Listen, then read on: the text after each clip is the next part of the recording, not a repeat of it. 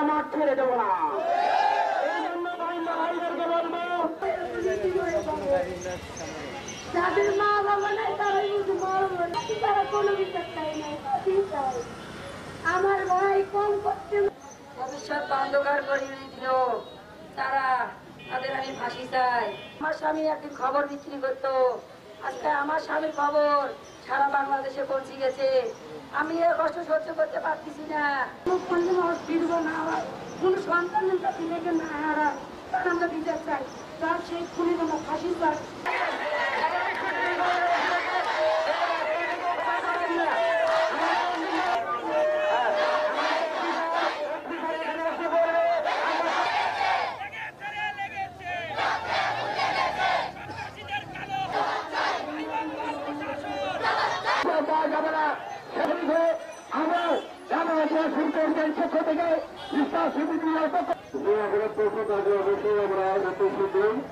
গ্রেফতার করে আইনের আওতায় উপযুক্ত করবে।